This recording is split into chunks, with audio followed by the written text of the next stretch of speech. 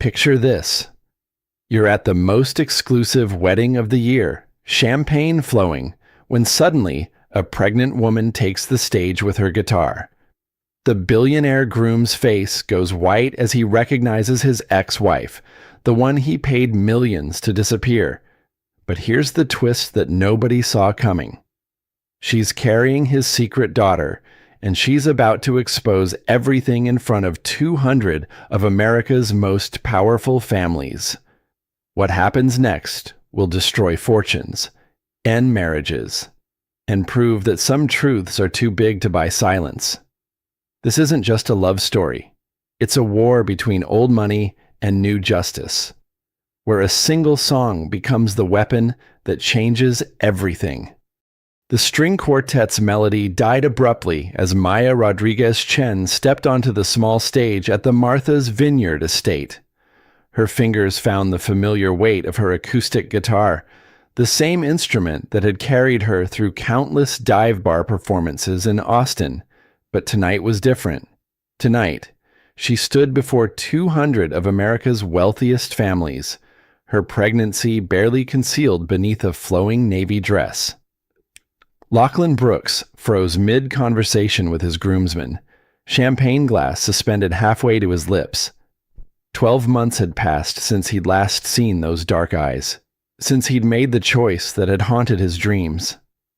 Maya looked ethereal under the amber spotlights, her long black hair braided over one shoulder, but it was the gentle curve of her belly that stole the breath from his lungs. His new wife, Victoria Sterling, squeezed his arm possessively. Her perfectly manicured nails dug slightly into his tuxedo sleeve as she whispered, "Surprise, darling. I thought you'd appreciate a blast from the past." The wedding guests, a sea of old money and new tech fortunes, murmured among themselves. They recognized drama when they saw it, and this promised to be spectacular. Maya's fingers moved across the guitar strings with practiced grace, finding the opening chords of a song Lachlan knew all too well. "This is a song about choices," Maya announced, her voice carrying clearly across the manicured lawn. "About the gardens we plant and the ones we leave to die." She began to sing, her voice a raw, velvety instrument that had once been his private sanctuary.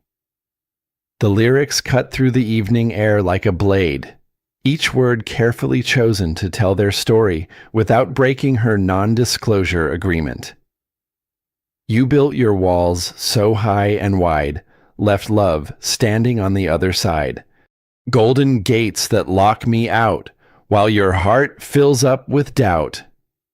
Lachlan's best man, his younger brother Tyler, stepped closer. "Jesus, Lach, is that really her after everything Dad made you do?" But Lachlan couldn't answer. He was paralyzed, watching the woman he'd convinced himself to forget, carrying what had to be his child. The math was undeniable. Their last night together, desperate and final, had been exactly 9 months ago. Victoria's smile never wavered, but her grip tightened. She'd orchestrated this moment perfectly, hiring Maya under the pretense of olive branches and healing. In reality, she'd wanted to parade Lachlan's past mistakes before their elite social circle, cementing her position as the appropriate choice. Maya's song reached its crescendo, her voice soaring over the silent crowd. But gardens grow in broken ground, and love makes its own sweet sound. You can't buy back what you threw away. Some prices we're born to pay. As the final notes faded, Maya's eyes met Lachlan's across the crowd. For a moment, the years dissolved. He saw the girl who'd sung him to sleep in their tiny Austin apartment, who'd believed in his dreams before they became nightmares of obligation and family pressure. "Thank you," Maya said simply, placing her hand protectively over her belly. "And congratulations to the happy couple." The applause was polite but uncertain. Guests exchanged glances, sensing undercurrents they didn't fully understand. But 3 people in that crowd knew exactly what they just witnessed, the first shot in a war that would reshape all their lives. As Maya gathered her guitar and stepped down from the stage, Lachlan made a choice that would change everything. He handed his champagne to Tyler and followed her. The Austin music scene pulsed with an energy that tech money couldn't buy. In a converted warehouse turned music venue called The Underground, Maya commanded a stage barely large enough for her guitar and microphone stand. Her voice filled the intimate space, weaving stories of struggle and hope that resonated with the diverse crowd of artists, students, and dreamers. Lachlan sat in the back corner, baseball cap pulled low, nursing a local craft beer that cost more than some people's hourly wage. He'd discovered Maya 3 months earlier during a rare break from board meetings and investor calls. Something about her authenticity had broken through his carefully constructed armor. She spotted him as her set ended, that familiar warmth spreading across her face. He'd become a regular, though she had no idea that the quiet guy who requested the same song every night was worth $900 million. Beer and bad poetry again, Maya asked as she joined him at his corner table, guitar case in hand. Your poetry isn't bad, Lachlan replied, that easy smile she loved spreading across his face. And the beer helps me pretend I'm not who I am during the day. Maya studied his profile in the dim lighting. She'd been falling for this mysterious stranger for weeks, drawn to his gentle humor and the way he really listened when she talked about her music. He'd told her he worked in tech, traveled for business, but kept the details vague. She respected his privacy, understanding the need for escape. Come back to my place, she said impulsively. I'll make terrible coffee and you can tell me what's really weighing on you tonight. Her apartment was a 3rd-floor walk-up in East Austin, the kind of neighborhood where artists could still afford rent, vintage furniture mixed with family photos and her grandmother's Mexican pottery. It was everything Lachlan's sterile penthouse wasn't warm, lived in, real. They made love that night with an intensity that surprised them both. Afterwards, as Maya traced patterns on his chest, Lachlan felt something he'd never experienced: complete peace. I have to travel again next week, he said softly. Board meetings in San Francisco. Board meetings, Maya raised an eyebrow. What kind of tech work do you do exactly? Lachlan hesitated. The moment of truth always came eventually. I run a company, Brooks Technologies. Maybe you've heard of it. Maya sat up abruptly. Brooks Technologies wasn't just any company. It was one of the fastest growing AI firms in the country, valued at billions. And Lachlan Brooks wasn't just an employee. You're that Brooks, she whispered.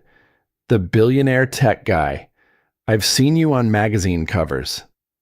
I wanted to tell you sooner, but I liked being just Lachlan with you. Not the CEO, not the heir to a tech empire, just me. Maya pulled a sheet around herself, suddenly feeling exposed. Why are you here, Lachlan? Slumming it with the struggling artists. Is this some kind of rich guy adventure? No, he said fiercely, reaching for her hands. Maya, what we have is the most real thing in my life. Everything else is expectations and obligations and playing a role. With you, I can breathe. She wanted to believe him. The tenderness in his voice, the vulnerability she saw when he thought she wasn't looking. But doubt crept in like morning fog. Your family, your business partners, they're going to love a broke Latina singer, right? Lachlan's silence was answer enough. 3 weeks later, James Brooks arrived in Austin unannounced. Lachlan found him waiting in the hotel bar of the Four Seasons, a Scotch neat and a manila folder positioned precisely on the table. Son, James said without preamble, we need to talk. The folder contained photographs Lachlan and Maya at dinner, walking hand in hand, entering her apartment building. Professional surveillance photos that made their private moments feel sordid. She's lovely, James continued, his tone suggesting the opposite, but completely inappropriate. The board is nervous about this acquisition deal with Sterling Industries. Optics matter. Victoria Sterling is the right choice for your position. I don't love Victoria, Lachlan said quietly. Love is a luxury we can't afford right now. This merger will make Brooks Technologies a global powerhouse. Your personal life cannot jeopardize that legacy. James slid a second document across the table. Standard non-disclosure agreement. Generous settlement. She'll be comfortable for life. Just quietly. Lachlan stared at the papers, feeling the weight of generations of family expectation. The company his grandfather had built. The thousands of employees depending on them. The legacy he'd been groomed since childhood to protect. And if I refuse, then Tyler will inherit everything instead. Your brother isn't ready for that responsibility, but I'll have no choice. The ultimatum hung between them like a blade. Lachlan had always known this moment would come, when his two worlds would collide and force an impossible choice. That night, he drove to Maya's apartment knowing it would be the last time. Maya sensed something was wrong the moment Lachlan walked through her door. His usual easy confidence was gone, replaced by the rigid posture she'd seen in his magazine photos. He carried a manila envelope that he placed carefully on her coffee table, avoiding her eyes. We need to talk, he said, and Maya's heart began to race. That sounds ominous. She tried to keep her voice light, but fear was already creeping in. Is this about your family? Did they find out about us? Lachlan sat heavily on her second-hand couch, the same spot where they'd shared lazy Sunday mornings and whispered dreams about the future. Now it felt like foreign territory. Maya, what we've had these past few months, it's been incredible, but I have responsibilities, obligations that I can't ignore anymore. Stop talking like a press release and tell me what's really going on, Maya demanded, moving to face him directly. He finally met her eyes, and she saw something that chilled her resignation. The company is in the middle of a crucial merger. My personal life has become a liability. The board, my father, they're all united on this. On what exactly? I'm getting engaged to Victoria Sterling next month. It's a strategic alliance that will secure both companies' futures. The words hit Maya like physical blows. She sank into the armchair across from him, struggling to process what she was hearing. A strategic alliance, she repeated slowly. Is that corporate speak for arranged marriage? It's more complicated than that. Is it because it sounds pretty simple to me? Your family decided I'm not good enough, so you're trading me in for someone more appropriate. Lachlan flinched at her accuracy. That's not how I see it. Then how do you see it? Explain to me how the man who told me he loved me 3 nights ago is now sitting in my living room explaining why he's marrying someone else. Because I have to choose between what I want and what's right for everyone else, Lachlan said, his voice breaking slightly. My employees, my family, the legacy my grandfather built, I can't be selfish. Maya laughed bitterly. Selfish? You think love is selfish. I think love isn't enough sometimes. The envelope sat between them like an accusation. Maya stared at it, understanding beginning to dawn. Let me guess. That's my consolation prize. It's a settlement agreement, enough money so you'll never have to worry about finances again. You can focus on your music, maybe cut an album, tour internationally. In exchange for pretending this never happened, there's a non-disclosure clause. Yes, standard in these situations. These situations, Maya repeated. How many struggling artists have you paid off? Lachlan. It's not like that, and you know it. Maya stood abruptly, pacing to the window that overlooked the eclectic Austin neighborhood she loved. Street musicians were setting up on the corner, preparing for another night of chasing dreams that might never come true. What if I say no? What if I refuse to sign your papers and disappear quietly? Then I'll still marry Victoria. But you'll have made this harder for everyone, including yourself. Harder for everyone, or harder for you to live with yourself. The question hung in the air unanswered. Maya turned back to study the man she thought she knew. In the space of 15 minutes, he'd become a stranger. I need you to leave, she said quietly. Maya, please. Let me explain how this can work. We can still see each other sometimes. When I'm in Austin, you'll be taken care of. I promise. Get out, she said more firmly. Get out right now before I do something we'll both regret. Lachlan stood slowly, recognizing the finality in her voice. The agreement is generous, Maya. You should consider it carefully. I said, get out. He moved toward the door, pausing at the threshold. For what it's worth, these have been the best months of my life. If that were true, you wouldn't be walking away. After he left, Maya sat alone in her apartment as the sounds of Austin's nightlife drifted through her windows. The envelope remained on her coffee table, unopened, containing enough money to change her life forever. 3 hours later, she finally looked inside. The settlement figure was staggering, more money than her family had seen in 3 generations. Along with it was a plane ticket to Los Angeles and contact information for a music producer who specialized in launching unknown artists. It was everything she'd ever dreamed of, professionally. All she had to do was sign away the best love she'd ever known and promise to never speak of it again. As dawn broke over Austin, Maya made her decision. She signed the papers, took the money, and began planning her escape from Texas. But she didn't take the plane ticket to Los Angeles. Instead, she bought a used car and drove north to Portland, Oregon, where nobody knew her story.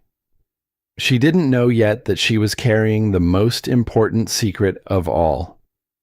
3 months after leaving Austin, Maya discovered she was pregnant in the cramped bathroom of a Portland coffee shop. She stared at the positive test, her hands shaking as the implications crashed over her. The timing was unmistakable. Their last night together, desperate and passionate, had created a life neither of them had planned. She sat in her used Honda Civic in the coffee shop parking lot, rain drumming steadily on the windshield as she tried to process this new reality. Portland had been her refuge, a city where she could reinvent herself away from the memories of Austin and Lachlan. She'd used part of his settlement money to put a down payment on a small house in southeast Portland, something she'd never imagined being able to afford. The remaining money sat largely untouched in her savings account. It felt tainted. Blood money for her silence. She'd been supporting herself by teaching guitar lessons to neighborhood kids and playing weekend gigs at local venues, slowly building a new life from the ground up. Now everything had changed again. Her phone buzzed with a text from her mother. Sarah Chen. Mija, how are you settling in? The house looks beautiful in the photos. Sarah had immigrated from El Salvador 30 years ago, working 3 jobs to support Maya's education and music lessons. She'd sacrificed everything to give her daughter opportunities she'd never had. Maya had never told her the full truth about why she'd left Austin so suddenly, only that a relationship had ended and she needed a fresh start. How could she explain that she was carrying the child of one of America's wealthiest men? A man who'd paid her to disappear, Maya drove home to the craftsman-style bungalow that had become her sanctuary. The previous owner had been an elderly woman who'd left behind a small garden plot in the backyard. Maya had been slowly teaching herself to garden, finding peace in the simple act of nurturing plants from seeds. That afternoon, she sat in her kitchen with a cup of chamomile tea, staring at the positive pregnancy test. She thought about Lachlan, probably in some boardroom in San Francisco, completely unaware that his life was about to become infinitely more complicated. The non-disclosure agreement she'd signed was specific about contact. She was forbidden from reaching out to him about anything related to their relationship, but did pregnancy count as part of their relationship, or something entirely new? Her laptop sat open on the kitchen table, and almost without thinking, she found herself researching Lachlan's engagement to Victoria Sterling. The announcement had been made 2 weeks ago, complete with professional photos of the happy couple at some charity gala.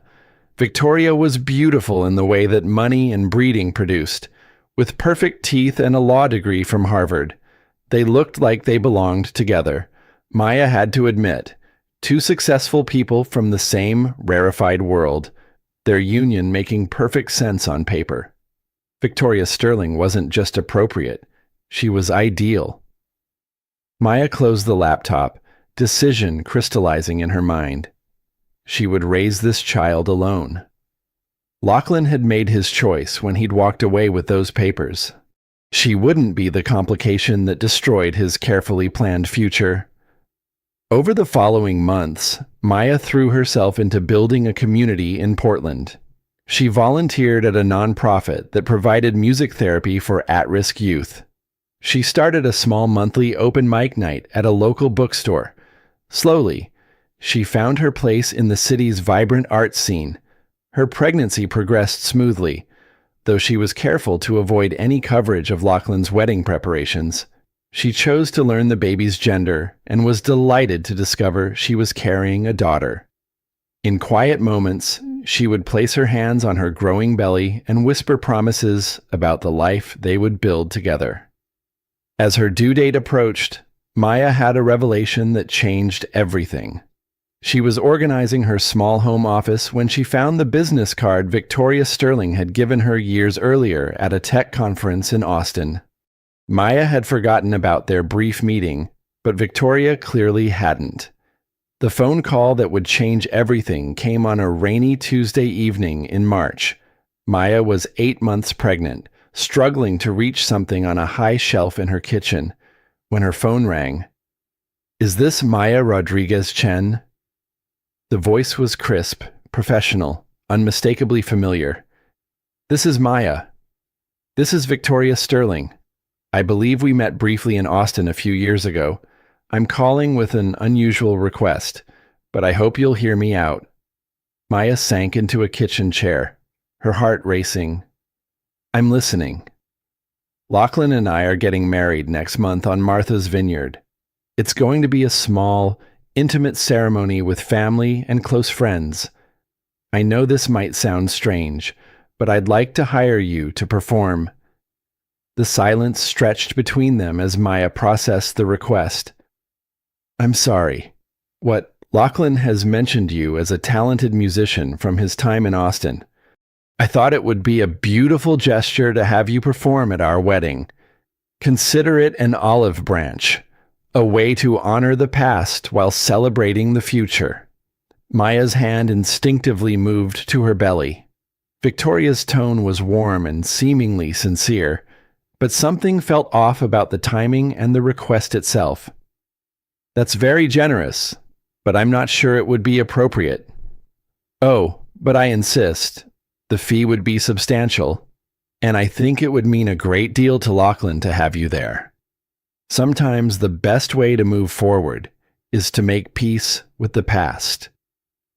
The offer was tempting for reasons Maya couldn't fully articulate. Part of her was curious about seeing Lachlan again, wondering if the feelings that had devastated her when he left had truly faded. Another part of her wanted to see this Victoria Sterling in person, to understand what Lachlan had chosen over their love. But the largest part of her was tired of hiding. "I'll need to think about it," Maya said finally. "Of course. I'll have my assistant send you the details. Maya, I really hope you'll say yes. I think it could be healing for everyone involved." After hanging up, Maya sat in her quiet kitchen as the baby kicked restlessly beneath her ribs. She realized that Victoria Sterling had just handed her an opportunity she'd never expected the chance to tell her story on her own terms. 3 days later, Maya called back and accepted the invitation. The weeks leading up to the wedding passed in a blur of careful planning and mounting anxiety. Maya found herself experiencing a strange duality, simultaneously excited and terrified about seeing Lachlan again. Her daughter seemed to sense her mother's emotional turmoil, becoming more active as the wedding date approached. Victoria's assistant, a efficiently polite woman named Jennifer, handled all the logistics. The fee offered was indeed substantial, enough to secure Maya's financial future for years. More importantly, it gave her the resources to open the community music venue she'd been dreaming about. "Everything is arranged," Jennifer explained during their final phone conversation. "A car will pick you up at your hotel at 4 p.m. You'll perform one song during the cocktail reception, something acoustic and romantic. The bride specifically requested that you choose something meaningful." Maya had spent days agonizing over song selection.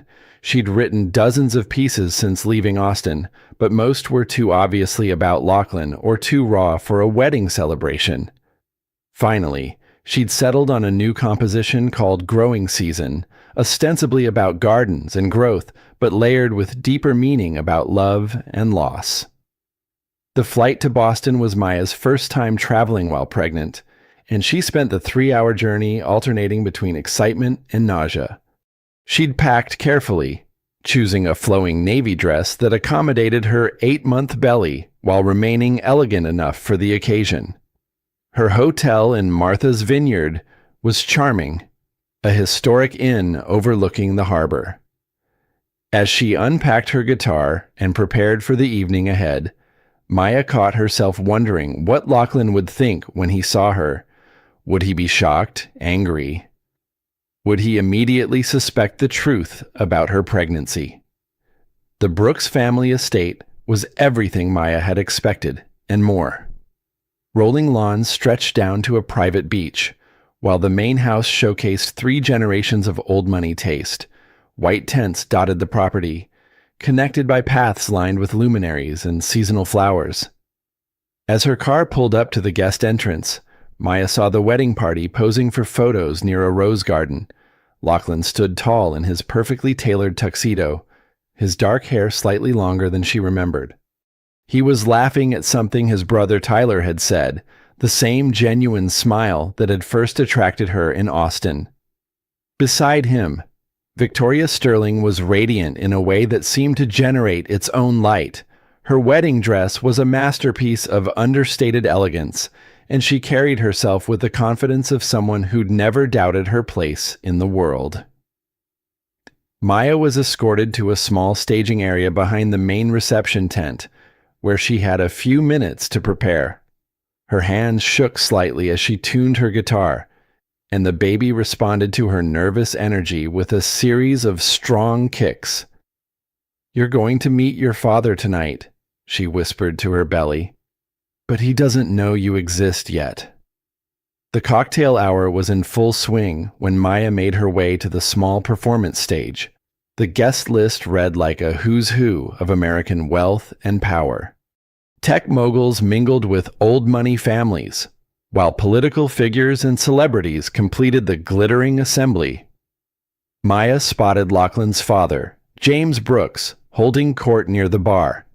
He was exactly as she'd imagined from Lachlan's descriptions, imposing, silver-haired, with the kind of presence that commanded attention.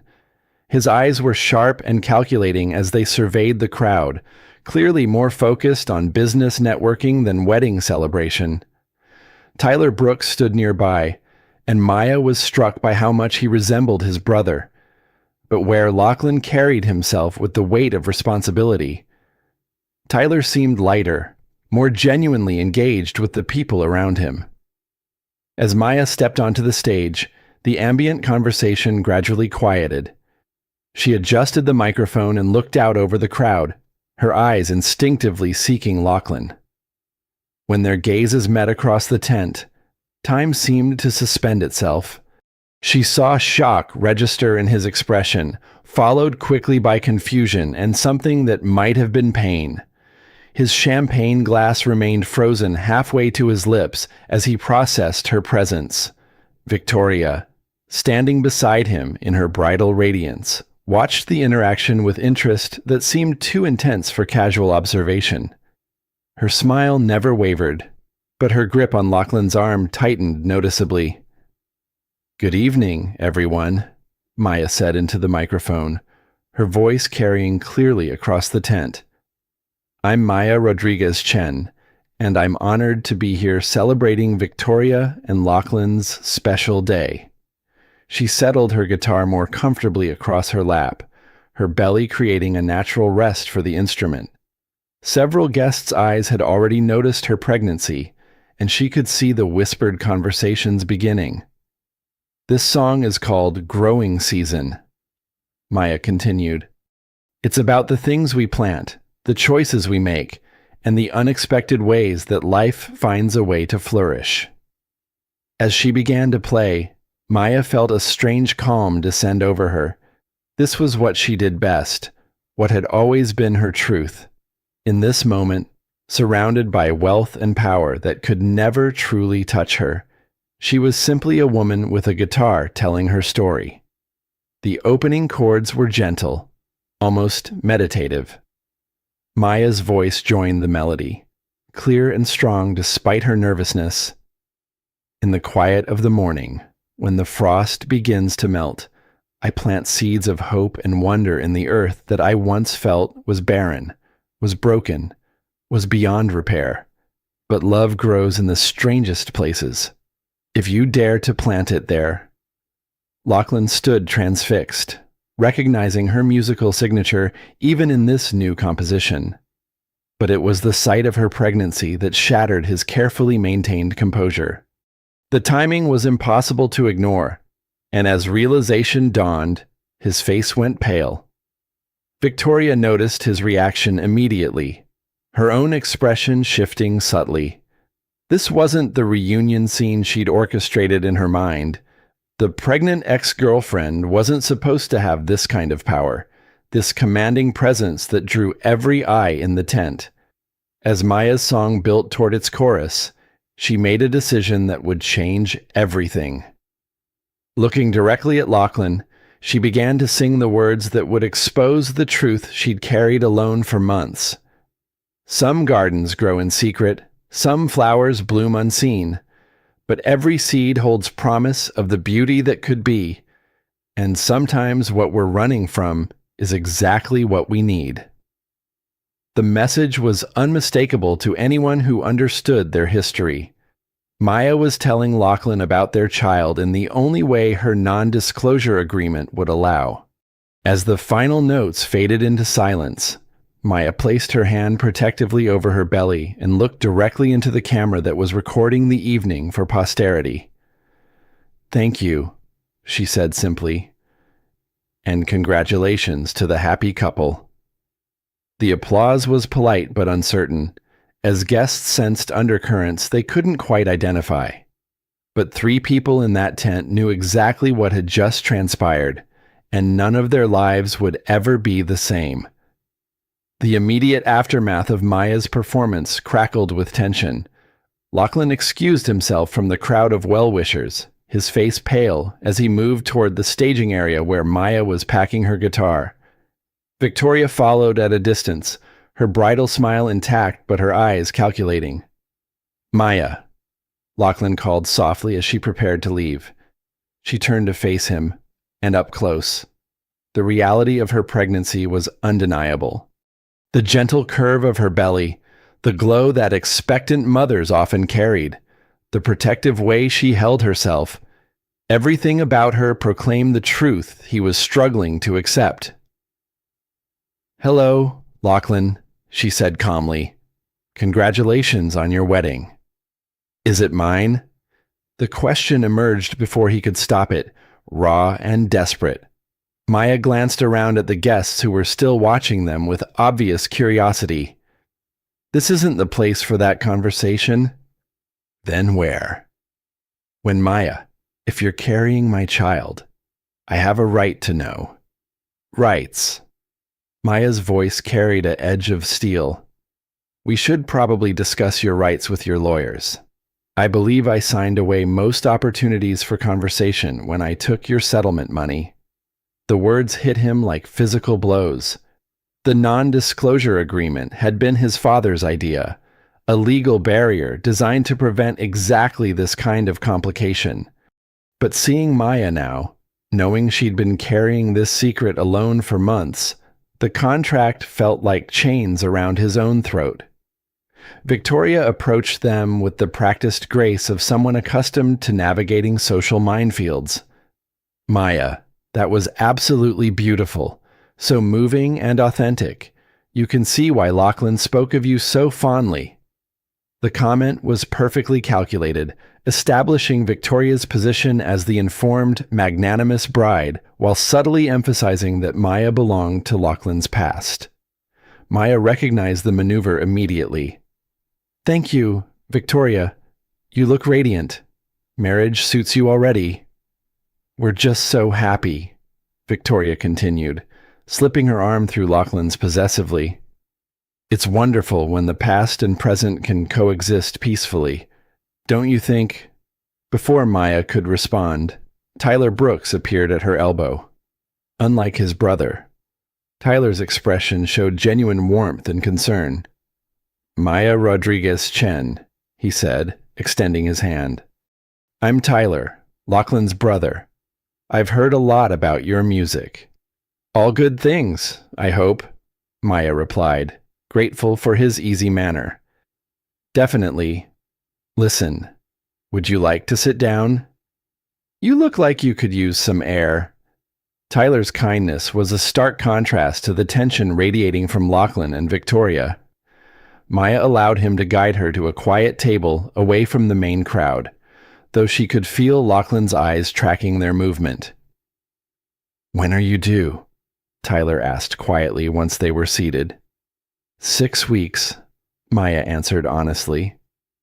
Something about Tyler's genuine concern made pretense feel unnecessary.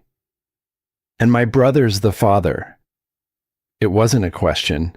Tyler had always been more observant than Lachlan gave him credit for, and the timeline was obvious to anyone doing the math.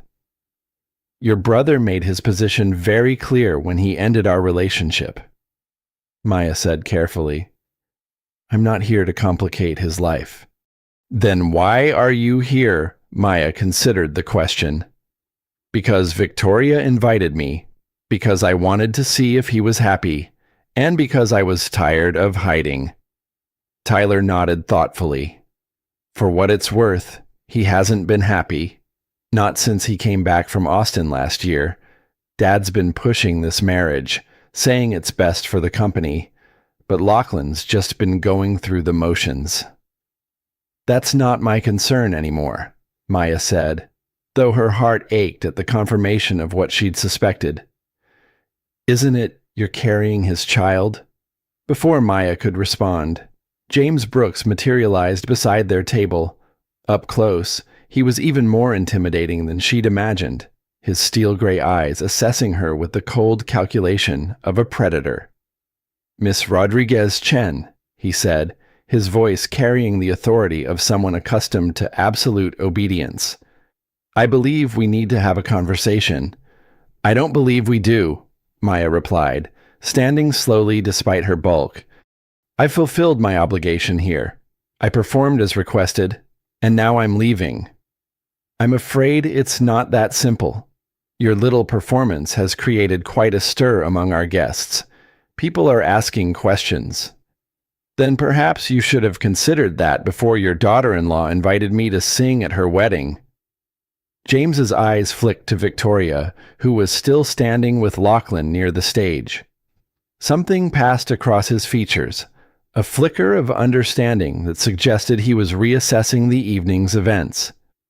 Nevertheless, we need to discuss how to handle this situation moving forward. I assume you're prepared to be reasonable. Reasonable, according to whom? Maya asked. I've honored every aspect of the agreement I signed. I haven't contacted your son. I haven't spoken publicly about our relationship. And I certainly haven't made any demands regarding my pregnancy. Your pregnancy being the operative concern. If you're carrying my son's child, that changes everything. Maya felt the baby kick sharply, as if responding to the tension in her voice. The only thing that's changed is that you know about it now. My daughter and I will be fine without your family's involvement. Daughter. James's voice sharpened with interest. Maya realized she'd revealed more than she'd intended. The knowledge that Lachlan would have a daughter, a potential heir, clearly carried weight in James's calculating mind. This conversation is over, Maya said firmly. Tyler, thank you for your kindness. Please give Lachlan and Victoria my best wishes for their marriage. She gathered her guitar case and began walking toward the exit, her dignity intact despite the emotional turmoil churning inside her. But she'd only made it halfway to the parking area when Lachlan caught up with her. Maya, please wait.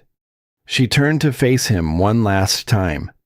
This man who'd been the love of her life and her greatest heartbreak.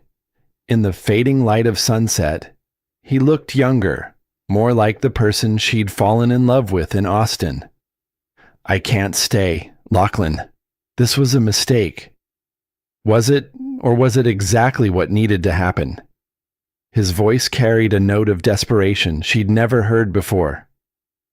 I've made so many wrong choices, but seeing you tonight, knowing about the baby, it's like waking up from a nightmare I didn't realize I was having.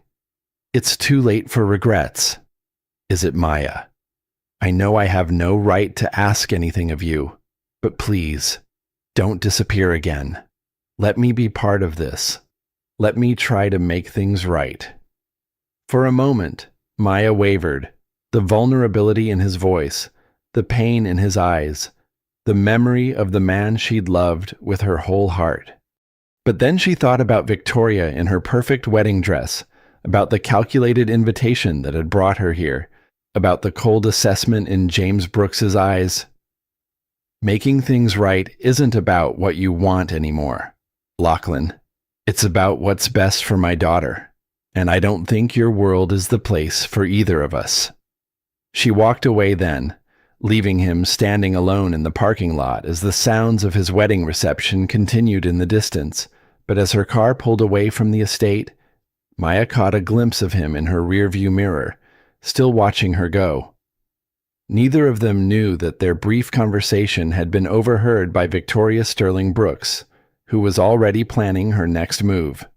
Maya's flight back to Portland the next morning felt like an escape from an alternate reality.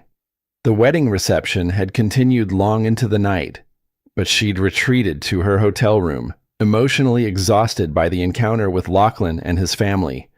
Her daughter had been restless all night, as if responding to her mother's turbulent emotions. During the layover in Boston, Maya's phone buzzed with a notification that made her blood run cold.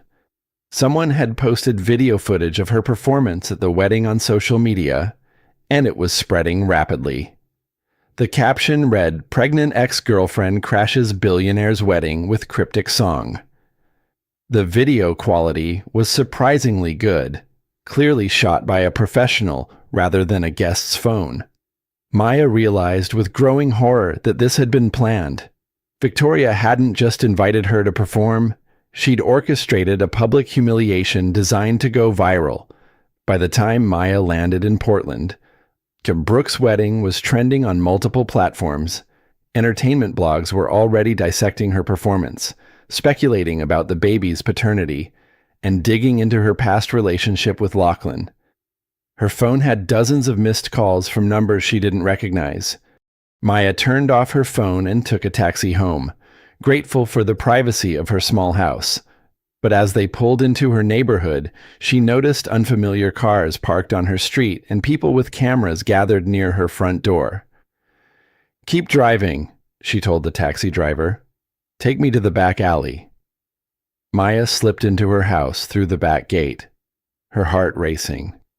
The sanctuary she'd built in Portland was already being invaded by a media circus she'd never anticipated. Through her front windows, she could see reporters and photographers camped on her lawn. Her phone rang continuously until she finally answered a call from an unknown local number. Ms. Rodriguez Chen, this is Sarah Mitchell from Channel 8 News. We'd love to get your side of the story about your relationship with Lachlan Brooks and the baby you're carrying.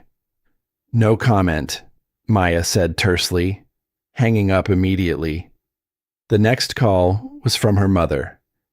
Misha, what is happening? Mrs. Garcia next door called me about seeing you on the television.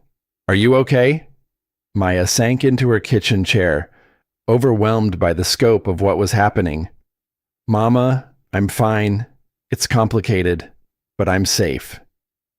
Is it true what they're saying about the baby? The question hung in the air. Maya had never told her mother about Lachlan, only that she'd ended a relationship and moved to Portland for a fresh start. Now her secret was exploding across the internet. Yes, Mama, it's true. Why didn't you tell me? Mija, why are you going through this alone? Because I thought I could handle it alone. Because I didn't want his money or his family's complications. I just wanted to raise my daughter in peace. Sarah Chen's voice carried the strength that had sustained her through decades of struggle. Well, you're not alone anymore. I'm flying to Portland tomorrow. Mama, you don't need to. Yes, I do. You're my daughter, and my granddaughter needs protection. These rich people, they think they can control everything with their money and their lawyers, but family is stronger than money. After hanging up, Maya sat in her darkening kitchen as camera flashes continued to illuminate her front windows. She placed her hands on her belly, feeling her daughter's movements as the baby seemed to respond to the chaos surrounding them. Her laptop chimed with an email notification. The sender was listed as victoriasterlingbrooks@gmail.com. Maya hesitated before opening it, but curiosity won out. Dear Maya, the message began. I hope you made it home safely. I wanted to reach out personally to apologize for any distress caused by the media attention following your beautiful performance at our wedding. Unfortunately, one of our guests posted footage without our permission, and the situation has spiraled beyond our control. I'm writing to offer our assistance in managing this difficult situation. Lachlan's family has extensive experience dealing with media scrutiny, and we'd be happy to provide security services and legal support to help protect your privacy during this challenging time. I also wanted to discuss a more long-term solution that might benefit everyone involved. Perhaps we could arrange a private meeting to explore options that would ensure your daughter's welfare while respecting everyone's need for privacy. Please consider our offer carefully. I believe we can find a mutually beneficial arrangement. Warmly, Victoria Sterling Brooks. Maya read the email twice, her lawyer's instincts recognizing the careful language designed to sound helpful while clearly containing threats. Victoria was offering protection from a media circus that she had almost certainly orchestrated herself. Before Maya could formulate a response, her doorbell rang insistently. She peered through the peephole to see Tyler Brooks standing on her front porch, ignoring the shouted questions from the gathered reporters. Against her better judgment, Maya opened the door quickly, pulling Tyler inside before slamming it shut again. "What are you doing here?" she asked. "Trying to help," Tyler said, looking genuinely distressed. "Maya, this media circus isn't random. Victoria planned this. She hired the videographer who shot your performance, and her assistant leaked the footage. Why are you telling me this? Because my brother is destroying himself with guilt, and because what Victoria did is unconscionable. She used you and your baby as weapons in some twisted power game. Tyler ran his hands through his hair, a gesture so similar to Lachlan's that it made Maya's heart ache. Lachlan doesn't know yet. He's still in Martha's vineyard, dealing with wedding guests and trying to process everything that happened. But when he finds out Victoria orchestrated this, it won't matter, Maya said wearily. He made his choice a year ago. He chose his company and his family's approval over our relationship. Nothing's changed. Everything's changed. You're having his daughter. A daughter he walked away from before he even knew she existed. Tyler was quiet for a moment, studying Maya's face in the dim light of her living room. Can I tell you something about my brother? Something he probably never shared with you. Maya nodded reluctantly. When Lachlan was 12 and I was 8, our mother died in a car accident. Dad was devastated, but instead of grieving, he threw himself into building the company. He told Lachlan that emotions were weaknesses that could destroy everything our grandfather had built. Tyler moved to the window, careful to stay out of sight of the cameras outside. Lachlan internalized that message completely. Every decision he's made since then has been about protecting the family legacy, even when it meant sacrificing his own happiness. What Victoria did to you, it's going to shatter something in him that's been broken for 20 years.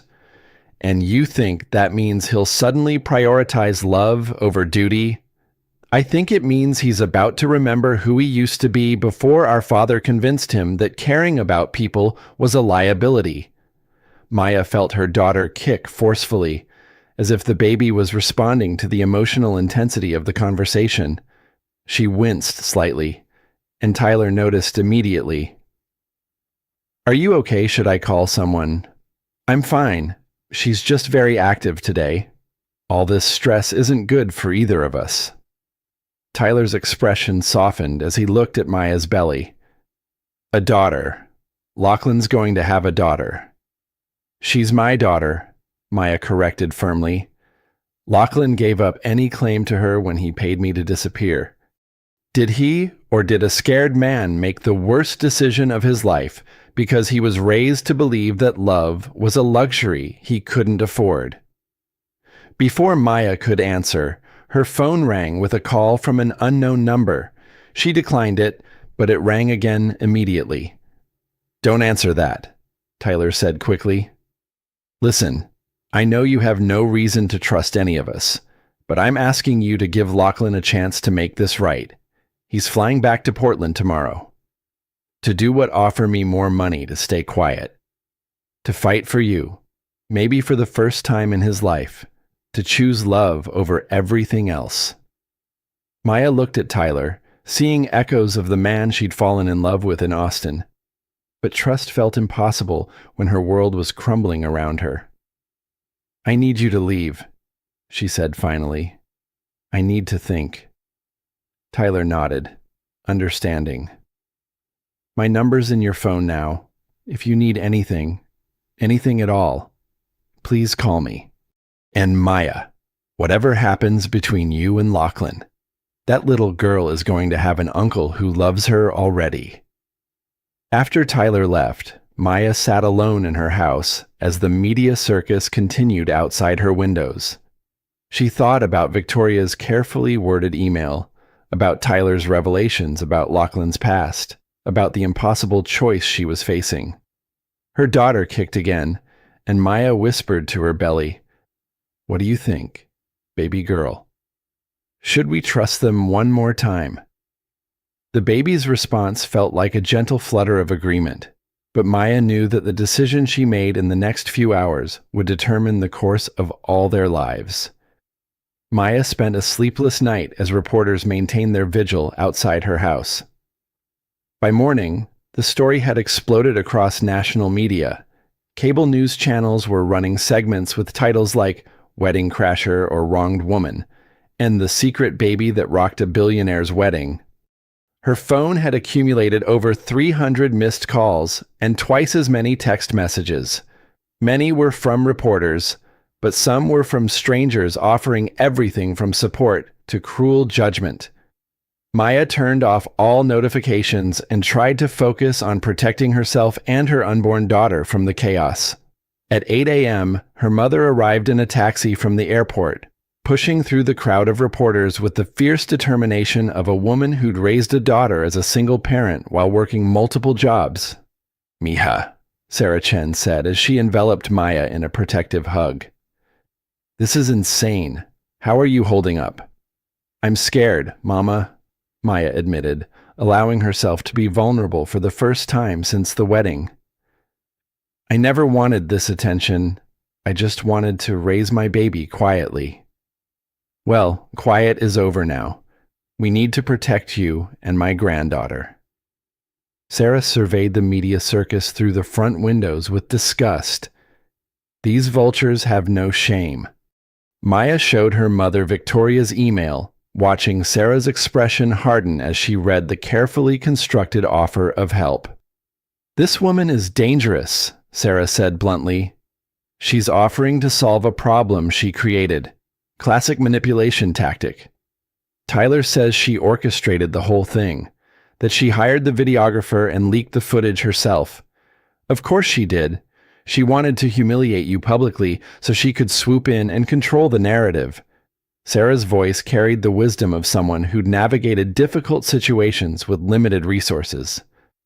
"The question is, what are we going to do about it?" Before Maya could answer, her phone rang with a call from an unknown Portland number. This time, she answered. "Maya, this is Amanda Rodriguez from the ACLU.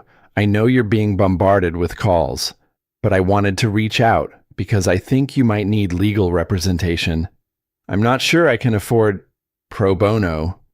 What's happening to you is a clear case of harassment and possible privacy violations. The way this footage was obtained and distributed may have been illegal." Maya felt a spark of hope for the first time in 24 hours. What would that involve? First, we get a restraining order to keep the media off your property. Second, we investigate how this footage was obtained and distributed. If Victoria Sterling Brooks orchestrated this as your brother-in-law suggests, she may face serious legal consequences. "Tyler isn't my brother-in-law," Maya corrected automatically.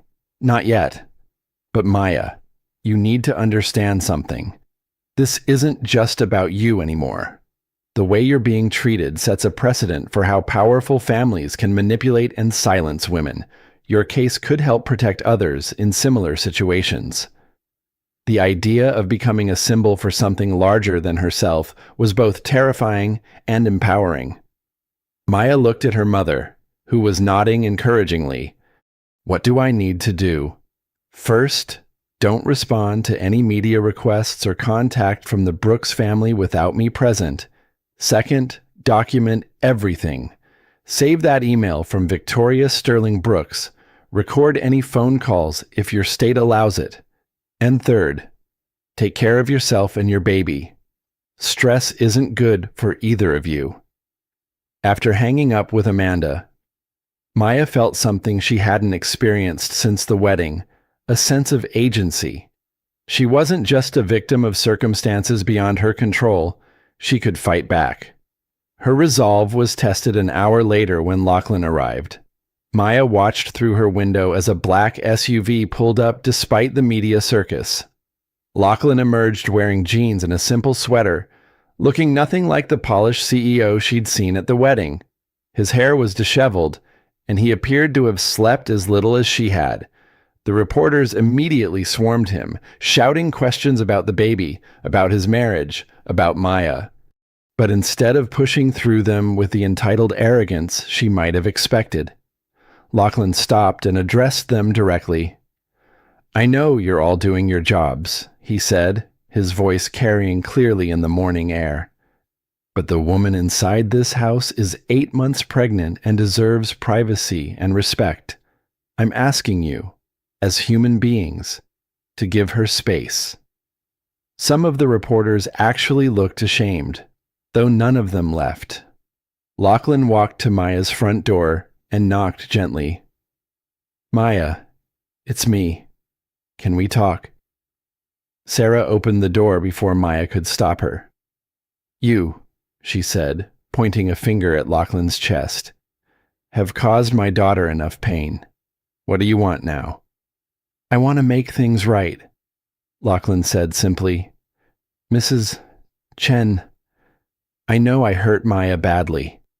I know I made choices that were cowardly and wrong, but I'm here to fix this." "And how exactly do you plan to fix a year of abandonment and a media circus that's terrorizing my pregnant daughter?" Lachlan's face crumpled slightly at the directness of the question. "I don't know yet, but I'm not leaving until I figure it out." Maya appeared behind her mother, and when Lachlan saw her, his expression shifted to something raw and vulnerable. "You look tired," he said softly. "I wonder why," Maya replied, but without real venom. "Maya, I found out what Victoria did. About the videographer, about leaking the footage. She used you, used our baby, as a weapon against me. I'm so sorry." "Your apologies don't make the reporters go away." Lachlan: "No, but my lawyers might. I've already filed for an emergency restraining order against any media on your property. I've hired a security team to protect you, and I'm prepared to sue every outlet that used that footage without your consent." Maya studied his face, looking for signs of the calculated businessman who'd paid her to disappear. Instead, she saw exhaustion, guilt, and something that looked like desperation. "Why now? Why are you suddenly willing to fight for something you walked away from?" "Because I was an idiot. Because I let fear and family pressure convince me that duty was more important than love. Because seeing you on that stage, knowing you've been carrying my daughter alone for months, made me realize I've been living a lie." Sarah Chen watched this exchange with sharp eyes, evaluating Lachlan like a mother hen protecting her chick. Pretty words. But what about your new wife? What about your family's expectations? "My marriage to Victoria is over. I'm filing for annulment today." "And your family?" Lachlan's jaw tightened. "My family will have to accept that my daughter comes first now. All of them." Maya felt her baby kick sharply, as if responding to the emotional intensity of the moment. She winced, and both Lachlan and her mother immediately moved toward her with concern. "I'm okay," she said quickly. "She's just very active today." Lachlan's voice was barely a whisper. "We're having a daughter." The wonder and joy in his expression was unmistakable. For a moment, the walls Maya had built around her heart cracked slightly. "I'm having a daughter," she corrected. "You made it clear that you weren't interested in being part of this family." "That was the biggest mistake of my life. Maya, please, let me try to earn a place in her life. In your life." Before Maya could respond, another contraction-like pain shot through her abdomen, stronger than the previous ones. She gripped the doorframe, breathing heavily. "That's not normal," Sarah said immediately. "Mija, how long have you been having pains?"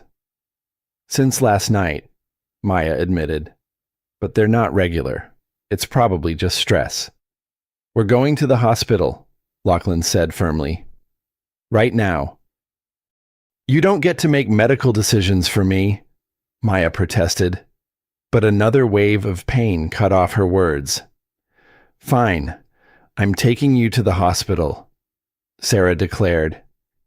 "And if he wants to follow us, that's his choice." As they prepared to leave through the back entrance to avoid the media, Maya caught Lachlan's eye. In that moment, she saw not the billionaire CEO or the dutiful son, but the man she'd fallen in love with in Austin. The man who'd once promised to love her forever before the world convinced him otherwise. "This doesn't change anything between us," she told him as they headed for the car. "I know," he replied, "but let me be there for this. Let me be there for her birth." Maya nodded reluctantly, not trusting herself to speak. As they drove toward the hospital with Lachlan following behind them, she realized that her carefully constructed new life was about to change forever. Whether that change would bring healing or more heartbreak remained to be seen. The hospital became a sanctuary from the media chaos, with security guards preventing reporters from entering the maternity ward. Maya's contractions had intensified during the drive, and the medical team confirmed she was in early labor, likely triggered by stress.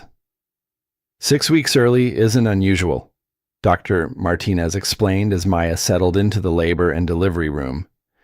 Your baby's vital signs look good, and she's measuring well for her gestational age. We'll monitor you both closely. Lachlan had followed them to the hospital, but remained in the waiting area, unsure of his welcome. Sarah sat beside Maya's bed, holding her daughter's hand as they waited for labor to progress. "Mama," Maya said during a quiet moment between contractions, "I need to tell you everything about Lachlan, about why I really left Austin." Sarah listened without judgment as Maya explained the depth of her relationship with Lachlan, the pressure from his family, and the painful choice he'd made to end their marriage for a strategic alliance. By the time Maya finished, tears were running down both women's faces. "Mia, why didn't you tell me I could have helped you through this?" "Because I was ashamed, because I thought I could handle everything alone, because I didn't want you to know I'd fallen in love with someone who saw me as disposable." "You are not disposable," Sarah said fiercely. "You are worth more than all their money and connections. Your daughter is lucky to have you as a mother." A knock on the door interrupted them. Tyler Brooks peered in hesitantly, carrying a large bouquet of flowers and looking genuinely concerned. "I'm sorry to intrude," he said. "I just wanted to check on you and see if you needed anything." "Where's your brother?" Maya asked, pacing in the hallway like an expectant father in a 1950s movie. "He's terrified you won't let him in the room." Maya considered this. Despite everything that had happened, despite the year of silence and the media circus, she found she wanted Lachlan present for their daughter's birth. Some experiences transcended anger and hurt. "Can you ask him to come in?" "But Tyler, I need you to understand something. This doesn't mean I forgive him or that we're reconciling. I just think he should meet his daughter when she's born." Tyler nodded solemnly. "I'll get him." When Lachlan entered the room, he looked terrified and awed in equal measure. He approached Maya's bedside cautiously, as if afraid he might be asked to leave at any moment. "How are you feeling?" he asked softly. "Like I'm about to have a baby 6 weeks early because your wife decided to turn my private life into entertainment," Maya replied honestly. Lachlan winced. "Ex-wife. I filed the annulment papers this morning, and Maya, I'm going to make sure Victoria faces consequences for what she did. That's not your job anymore. I have a lawyer now." "Good. You should have the best legal representation money can buy." "I have the ACLU. They're representing me pro bono because they believe what happened to me was a civil rights violation." The implication hung in the air. Maya wasn't just fighting for herself. She was taking a stand against the kind of manipulation and harassment that powerful families routinely used against vulnerable women. Another contraction gripped Maya, stronger than the previous ones.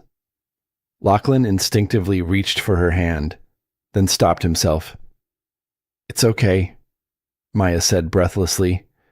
"You can hold my hand." His fingers intertwined with hers, warm and steady. For a moment, the past year dissolved, and they were just two people bringing their child into the world together. Labor progressed quickly after that. Maya's daughter arrived just after midnight, tiny but healthy, with a strong cry that filled the delivery room. "Doctor." Martinez placed the baby on Maya's chest, and the world narrowed to this perfect, impossible moment. "She's beautiful," Lachlan whispered, tears streaming down his face. "She's absolutely perfect." The baby had Maya's dark hair and delicate features, but Lachlan's strong chin and long fingers. She was unmistakably theirs, a living symbol of the love they'd shared and lost. "What's her name?" the nurse asked, preparing the birth certificate paperwork. Maya looked at her daughter, then at Lachlan. They'd never discussed names, never planned for this moment together. But suddenly, she knew. "Elena," Maya said. "Elena Rose Rodriguez Chen." "Elena," Lachlan repeated softly. "It's perfect." As the medical team completed their examinations and prepared to move Maya to a recovery room, reality began to reassert itself. Elena was healthy and beautiful, but the circumstances of her birth remained complicated. "Lachlan," Maya said as the nurses settled Elena in her bassinet, "we need to talk about what happens next."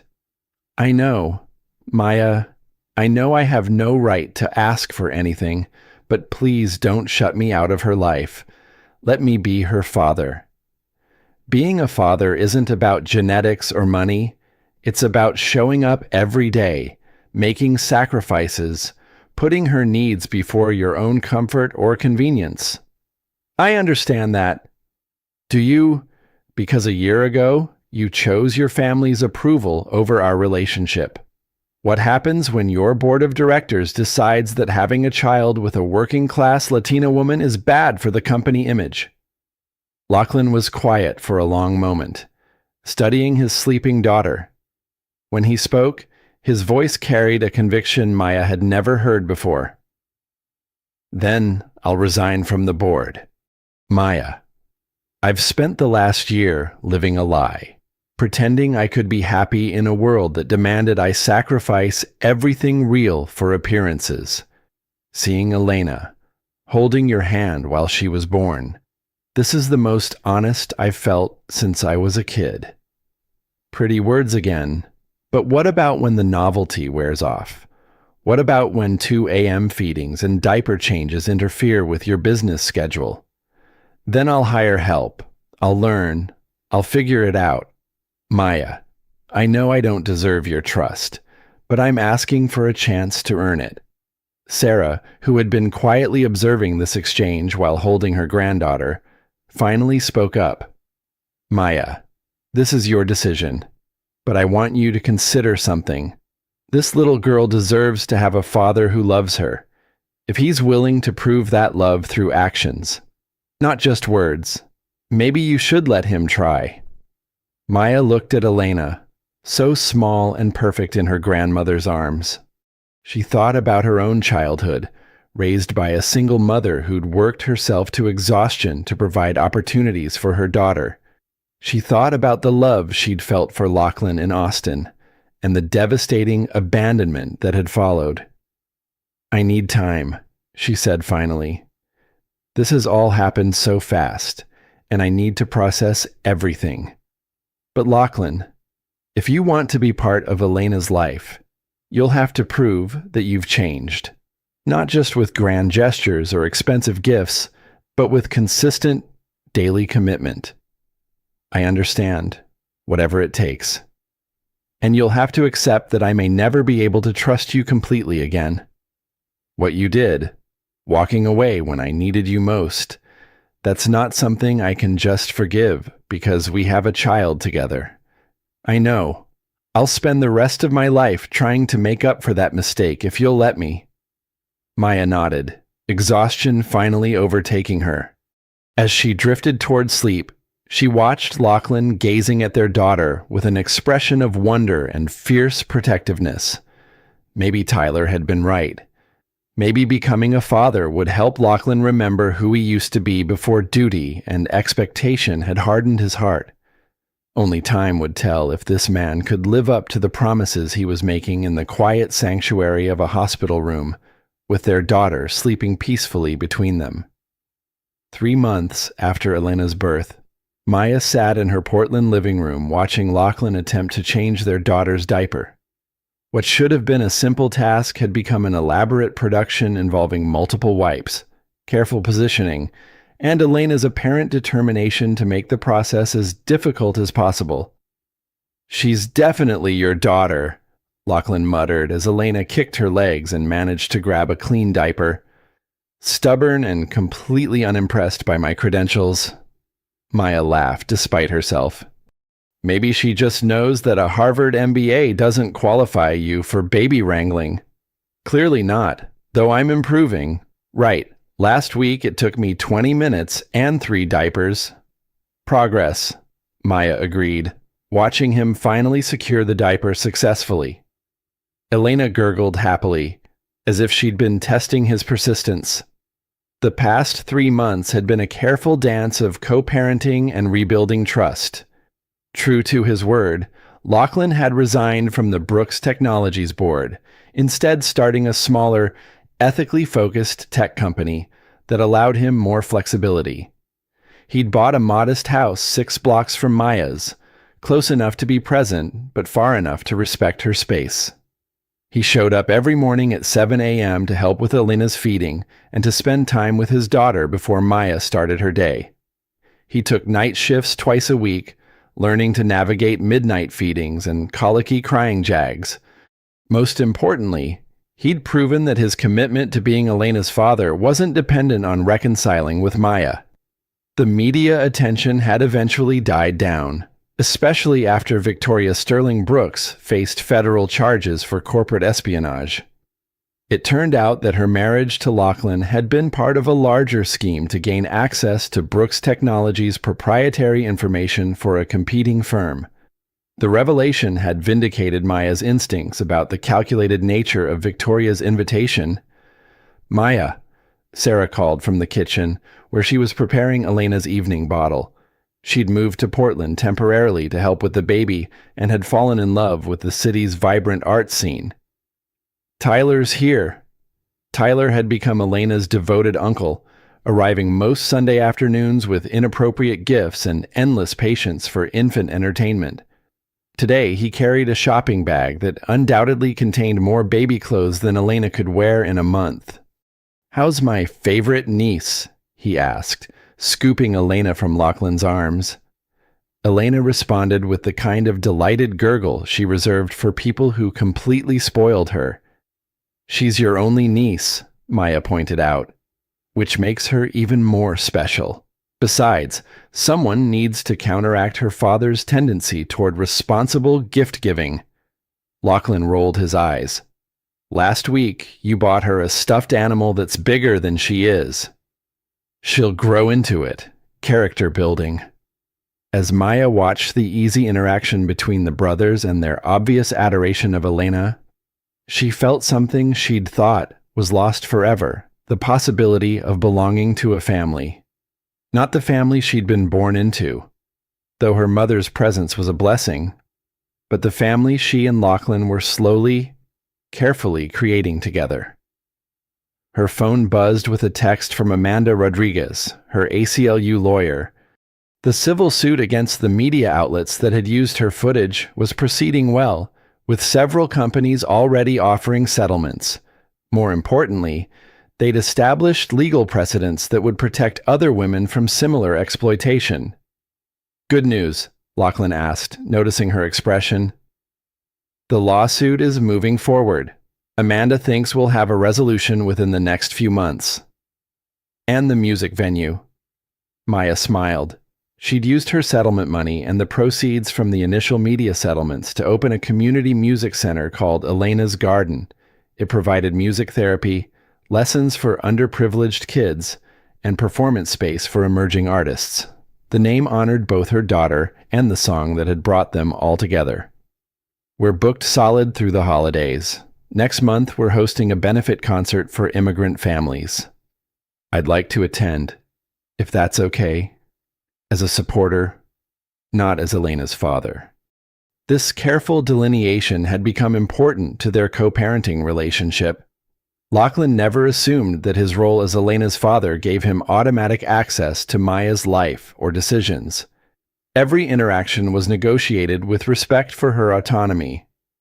"You're welcome," Maya said, "but you'll have to sit with the regular audience.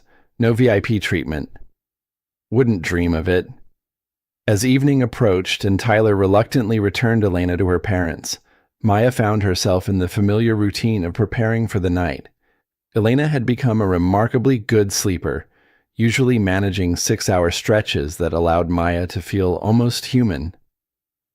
"I should go," Lachlan said, gathering Elena's toys and folding the small blanket he'd brought for their afternoon together. "Will I see you both tomorrow?" 7 a.m. sharp, Maya confirmed. "And Lachlan, thank you for today, for every day, for proving that you meant what you said in the hospital. Thank you for giving me the chance." After he left, Maya sat alone with Elena in the quiet of her living room. Her daughter was awake, but content, making the soft cooing sounds that never failed to melt Maya's heart. Through the window, she could see Lachlan's silhouette as he walked home, his pace unhurried despite the Oregon drizzle that had begun to fall. "What do you think, baby girl?" Maya whispered to Elena. "Is your daddy going to stick around this time?" Elena's response was to grasp Maya's finger with surprising strength, her dark eyes serious and alert. In that moment, Maya felt a certainty she'd been afraid to acknowledge. Lachlan had changed. Not completely, not without struggle, but fundamentally. The man who showed up every morning to help with diaper changes and bottle feedings wasn't the same person who'd walked away in Austin. He was learning to choose love over duty, presence over prestige. He was becoming the father Elena deserved and, perhaps, the man Maya could learn to trust again. 6 months later, on Elena's first birthday, Maya would look around her backyard at the gathered friends and chosen family celebrating their daughter's milestone. Lachlan would be there, of course, documenting every moment with the dedication of a man who'd learned never to take precious things for granted. Tyler would be organizing an elaborate game that was far too sophisticated for a 1-year-old. Sarah would be holding court with Maya's musician friends, sharing stories of her daughter's talent and determination. It wouldn't be the family Maya had imagined a year earlier, but it would be real and loving and built on the foundation of hard-won trust. Elena would be the center of it all, a little girl who would grow up knowing that love, when it was genuine and fought for, could overcome the most devastating betrayals. But that was still in the future. Tonight, Maya simply held her daughter close and allowed herself to hope that the garden she'd been planting, seed by careful seed, was finally beginning to bloom. If this story moved you, hit that like button. It helps more people discover these powerful tales of love and redemption. Drop a comment sharing your thoughts. Could you forgive a betrayal this deep? Would you give someone a second chance after they chose money over love? And don't forget to subscribe for more incredible stories that prove love can conquer even the most impossible odds. Your support means everything.